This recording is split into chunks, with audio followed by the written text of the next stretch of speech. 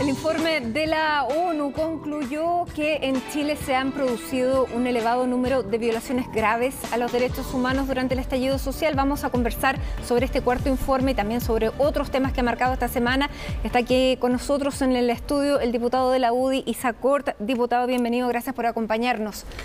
Gracias, Matilde, por la invitación. ¿Cómo recibe desde el punto de vista humano y político este cuarto informe que habla de violaciones a los derechos humanos en Chile en democracia? A ver, a diferencia de lo que hemos visto con otros colegas del ámbito político que lamentablemente han tergiversado los informes cuando les conviene o no les conviene. Vimos un informe de las mismas Naciones Unidas con respecto a Venezuela y descartaban totalmente que dijera la verdad, que, o sea, por lo tanto, ellos creían que no era veraz. Nosotros no, nosotros creemos que este es un informe el cual tenemos que entenderlo como sociedad, tenemos que entenderlo como gobierno, como coalición política, pero sobre todo, Matilde, como Estado. Porque aquí finalmente hay 4 informes que conducen efectivamente que en Chile hay una situación con respecto a los derechos humanos. Nosotros hemos respaldado en todo momento al presidente Sebastián Piñera que... Una situación de violaciones, de casos de violaciones. Efectivamente. Yo aquí no quiero acomodar esto, sino que quiero decir cómo es la situación. O sea, aquí no hay violación sistemática de los derechos humanos como sí ocurre en otros países, y no es por compararse. Aquí hay violaciones graves de derechos humanos, y aunque haya una, ni siquiera hayan 10, con solo un caso, esto tiene que motivarnos a todos a que funcione el aparataje del Estado. Y es por eso que yo quiero destacar las voces que ha dicho el presidente de la República en tanto jefe de Estado, no como jefe de gobierno. Porque recordemos que, a diferencia de lo que pasó, por ejemplo, durante el gobierno militar, en donde aquí la defensa de los derechos humanos muchas veces se hacía por ONGs, como la Vicaría de la Solidaridad, hoy en día la defensa de los derechos humanos depende también del Estado. Por lo tanto, aquí no es que sea el Estado en contra de los ciudadanos, sino que el INDH, por ejemplo, y el informe lo establece contundentemente, destaca la voluntad del gobierno. ¿Por eso que el Estado asume una responsabilidad de la que luego se tiene que hacer cargo? Es que totalmente, aquí el Estado y el Estado de Derecho funciona. Aquí hay 3 poderes del Estado que lo hemos visto que funciona plenamente, y muchas veces no estamos de acuerdo en las acciones que toma uno. ¿Pero ha fallado el Estado, diputado? No, el Estado nunca es perfecto, el Estado lo conformamos todos nosotros y efectivamente puede fallar. Pero aquí nosotros creemos o podemos establecer que falla cuando, por ejemplo, si hay establecido que se ha violado derechos humanos, cuando se han presentado estos casos ante la justicia y la justicia no ha fallado, no ha entregado herramientas para resolver, para reparar la situación, podemos creer que el Estado ha fallado. Hasta el momento sería prematuro y poco responsable establecer que el propio Estado, que por un lado demanda y también es demandado por posibles violaciones de derechos humanos de agentes del Estado, pero también hay que ser cautelosos. Vimos, por ejemplo, el caso en Curicó de un militar que fue procesado, prácticamente condenado por la opinión pública. Resulta que el Ministerio Público retiró todos los cargos. Y no por esto quiero plantear ni quiero poner una balanza de quiénes hacen y quiénes no hacen. Vuelvo a insistir, aunque sea un caso de violación de los derechos humanos, tenemos que reaccionar como corresponde. ¿Y cómo obliga y con qué urgencia obliga al Estado a actuar? Porque los primeros informes y las primeras denuncias surgieron muy rápido. A ver, el Estado hecho debe funcionar. ¿Qué es lo que corresponde aquí? Que se hagan en primer lugar todas las investigaciones que corresponden. En el Congreso tenemos comisión investigadora. Sí, pero en la práctica lo más concreto, por ejemplo, Carabineros. Carabineros emite una instrucción de que no se sigan utilizando las escopetas con estos perdigones. Se siguen usando. Pero finalmente el responsable político es el ministro del Interior. Entonces, ¿Carabineros le está fallando al director general y el director general al ministro del Interior? Yo creo que sería prematuro de parte mía poder establecer efectivamente qué es lo que está pasando, si hay una intencionalidad o no, y eso es lo que tiene que investigarse. Pero más allá de intencionalidad o no, ¿le está haciendo cometer errores? No, yo creo al revés, yo quiero quedarme con las decisiones que hemos visto en el último tiempo, y aquí no pongo en duda las denuncias que se han hecho a los derechos humanos, todo lo contrario. Lo que pasa es que se toman las decisiones y después se siguen aplicando los mismos procedimientos. Es que ahí está el tema, hay sumarios en este momento en ejercicio que ha ordenado el propio Ministerio del Interior. Aquí yo, por eso quiero descartar la ocupación política versus la situación administrativa. Y aquí estamos hablando... No, yo estoy hablando netamente administrativo. No, por eso le digo, yo estoy separando el tema político, que es lo que nos corresponde muchas veces, y vemos que en el Congreso Nacional hay muchos colegas nuestros que hacen de esto una ocupación política, versus el tema administrativo y el tema judicial. El presidente de la República como jefe de Estado ha establecido instrucciones. Se ha juntado con la protección de la niñez, se ha juntado con el Instituto Nacional de Derechos Humanos, se ha juntado con Carabineros, se ha juntado el propio ministro del Interior tanto el exministro Chadwick como el ministro Blumel. Por lo tanto, ese tipo de desobediencias, por ejemplo, que si es que hubieran, se están produciendo, aquí tienen que ser asumidas las responsabilidades, pero tienen que establecérselas respecto al tema administrativo y el tema judicial. Lo peor podría pasar, Matilde, que la clase política, que estamos atrincherados muchas veces en nuestros partidos, en nuestra idea, y no hemos tenido muchos, y hablo en plural, la responsabilidad de asumir esto como un tema de Estado. Hoy día, por ejemplo, y voy a quizás hacer una infidencia, hoy día conversaba con respecto a este mismo informe con el expresidente de la Cámara de Diputados cuando Chile retornó a la democracia, José Antonio Vieragallo. Y los dos coincidíamos con José Antonio en que este es un informe que tiene que ser entendido y abordado con un carácter de Estado. Porque aquí, por ejemplo, si uno quisiera empezar a poner en la balanza, ¿usted sabe de cuándo se compraban los perdigones, por ejemplo, que usaba esto? Los compraba el gobierno anterior. Entonces, pero con los eso usa el general está bien, actual, que tiene que saber por eso qué le es lo digo, que tiene. Y eso es lo que quiero establecer. Yo no quiero empezar en esta trinchera de quién hizo, que no hizo. Porque si usted, su anterior, digamos, administración compró un auto y el auto está malo, le corresponde a usted ver que el auto funcione o no, ¿no? Estoy totalmente de acuerdo, y es por eso, Matilde, es que donde yo hago la excepción y no podemos caer en convertir esto en unas trincheras. Por eso, hay dos cosas. Un tema de Estado que es ya a mediano, largo plazo, reparar para que la institución funcione como corresponde, y en el corto plazo establecer sanciones concretas y acciones concretas.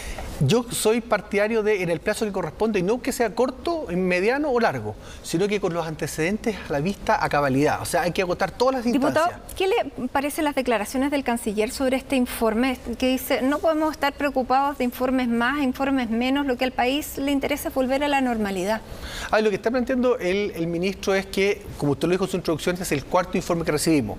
Quizás este es el que recoge un punto mucho más oficial, mucho más formal, porque este ya no es de una ONG, sino que este es del sistema internacional de las Naciones Unidas. Invitado donde Chile, por el gobierno de Chile. Convocados, invitados por el gobierno. Se le entregó las propias facilidades al gobierno. ¿Por eso corresponde que sea este el tono con el que se responde desde el gobierno, desde la Cancillería? No, yo quiero entender que el canciller está yendo al fondo de esto, y efectivamente el fondo... Pero usted sabe que las formas también son el fondo en política, y hay muchas declaraciones muy desafortunadas de ministros que ya son hoy exministros que han pasado cuentas políticas. Sí, yo entiendo. ¿Se equivocó el canciller con esto? No, yo creo que se puede siempre comunicar de mejor forma, ¿me entiende? Yo no quiero tampoco venir a calificar de que fue un mal comentario, porque no está entrando la cualidad del informe. Está hablando exclusivamente de la cantidad. Este es el cuarto informe, pero insisto, esto es un informe que para nosotros es sumamente importante. Nosotros no vamos a venir a cuestionar la validez de este informe, todo lo contrario.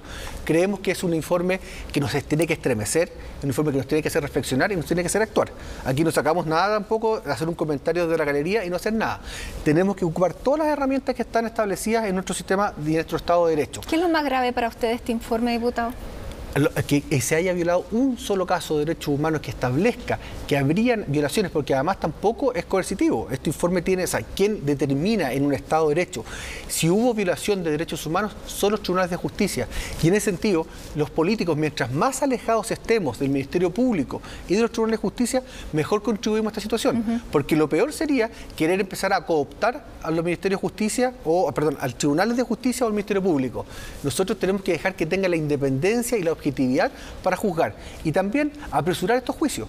Muchas veces aquí hay circunstancias, insisto, vuelvo a poner el caso de Curicó, por poner un caso que nos enteramos, que a todos nos estremeció, porque yo me pongo un poco los zapatos también de ese militar y los familiares de ese militar. ¿Cuántas quizás personas les dijeron, ya lo daban por condenado, cuando después es absuelto? Esa situación también hay que ser súper prudente, y es por eso que en las crisis, Matilde, es donde aparecen las cosas buenas y las cosas malas de todas las personas. Y en este sentido tenemos que ser, creo yo, sumamente responsables y calificar la forma en que el canciller lo plantea. Yo quiero quedarme en el fondo, y la normalidad que llama el canciller, de hecho yo lo conversé con él, es justamente que se puedan producir en estado normal no más violaciones a los derechos humanos. No es normal que se violen los derechos humanos. Si es normal que los tribunales de justicia tengan su independencia, si es normal que el Ministerio Público tenga la iniciativa de investigación, si es normal que el INDH pueda fiscalizar este tipo de situaciones, y eso es lo que yo creo, y me quiero quedar con esa normalidad que plantea el canciller, y no esa normalidad por tapar una situación, porque aquí lo que ha hecho este gobierno es no taparlo. El gobierno convocó a este informe, y este gobierno respondió a este informe. Quiero llevarlo a otro plano, el plano de lo que ha sido la semana política. ¿Cómo ha sido esta semana para la UDI? Ha sido una semana triste. Nosotros creemos, y lo hemos dicho todos los sectores, incluso dentro de la UDI, que lo que se hizo esta semana con el ex ministro Andrés Chadwick fue una pasada de cuenta eminentemente ideológica, más que incluso política, porque quiero entender que la política es la nobleza del servicio público, y aquí hemos visto pasadas de cuenta ideológicas. Yo lamento profundamente, quizás no voy a ser tan objetivo, porque además particularmente Andrés Chadwick es quien me ha inspirado mucho en mi carrera política. Él fue senador en mi propia región, yo llegué al Parlamento justamente por los cupos que produce la salida de él hacia el gabinete. Tengo la mejor opinión de Andrés Chadwick. De hecho, no voy a recordar aquí las críticas que le hacía la propia gente de derecha a Andrés Chadwick cuando era de los negociadores que le decían desde la derecha que entregaba situaciones para poder llegar a consenso. Pero hoy en día, con quien alguna vez llegó a consenso, con quien alguna vez a veces negoció, hoy en día no estuvieron dispuestos a reconocer en la figura política de Andrés Chadwick. ¿Fue la moneda de cambio para el presidente Piñera, por ejemplo, para salvarlo? No, yo creo que no es la moneda de cambio. ¿Sabe por qué? Porque yo creo que el Congreso Nacional no puede estar en condiciones de estar negociando un cargo y otro. O sea, cargos pero políticos. Había una responsabilidad que tenía que recaer sobre alguien, y era mejor que recayera sobre su exministro del Interior que contra el presidente. No, yo creo que la justicia debe obrar como corresponde con todo. Yo le digo, me tocó a mí ser parte pero de la comisión. Pero esto es política, no por es eso, justicia. Y eso lo digo, sí, y en el sentido político. A ver, le voy a poner el ejemplo. Cuando las propias Naciones Unidas establecieron que en Chile se violaban los derechos humanos de niños en el Sename, bajo el gobierno de Michelle Bachelet, a mí no se me hubiera ocurrido nunca, y no lo hice, a nadie de mi sector, hacer una acusación constitucional en contra de Michelle Bachelet como presidenta, porque nosotros nunca llegamos a pensar que ella, de manera objetiva, de manera positiva, quería violar derechos humanos de niños.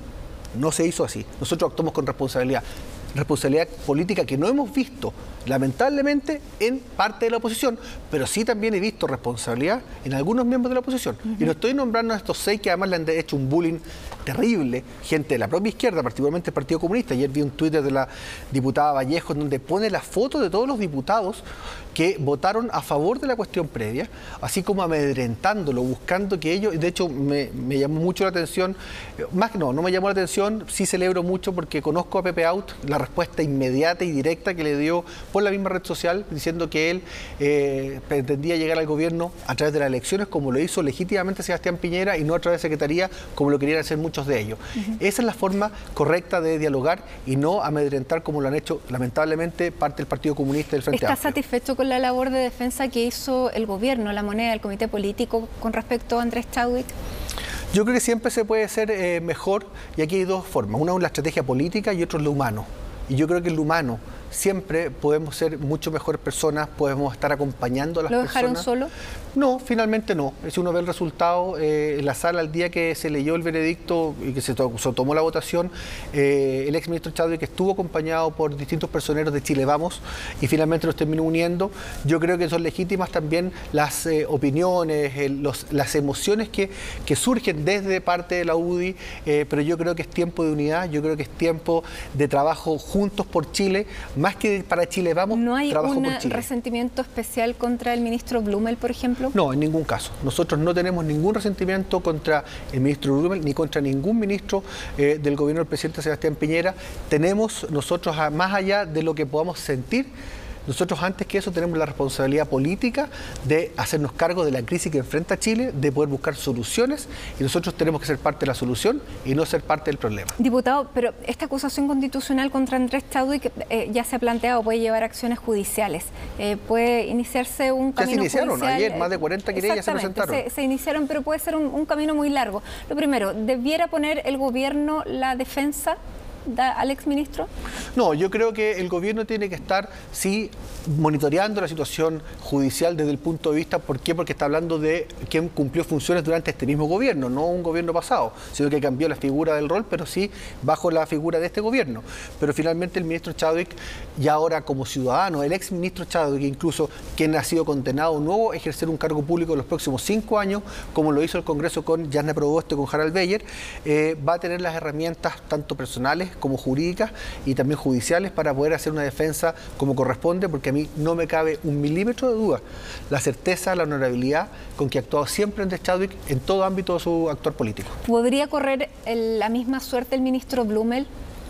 A ver, ayer la diputada Carol Carriola ya anunció que no se quede tranquilo el ministro Blumel. Y seamos sinceros, Matilde, aquí lamentablemente hemos visto cómo las herramientas que la Constitución, ilegítima según ellos de Pinochet, del año 80, le otorga al Parlamento, ellos la ocupan para resguardar la Constitución. Las mismas manos que se alzan para cambiar la Constitución por ilegítima son las mismas manos que firman las acusaciones constitucionales en contra de aquellas personas porque violan la Constitución. Ese doble estándar en la forma y en el fondo es lamentable, pero viene atrás de una estrategia política. Aquí ellos van a seguir poniendo querellas, Matilde, sea cual sea el resultado, van a seguir presentando acusaciones constitucionales, sea cual sea el resultado, van a seguir interpelando, porque finalmente nosotros creemos que aquí hay una parte del Congreso que está contento con esta crisis. Y aquí finalmente no se dan cuenta que la crisis es producto de toda la clase política, todos los que estamos en el Congreso, no de una parte ni los que estamos en el gobierno. ¿Quiénes son los contentos? Los que están haciendo este tipo de acciones, este tipo de celebraciones, en donde quieren ver caer al presidente de la República democráticamente electo. Eso es una afrenta en contra de la democracia, Matilde. Más que contra Sebastián Piñera como presidente, más que contra el gobierno de Chile Vamos, es una afrenta en contra de la democracia.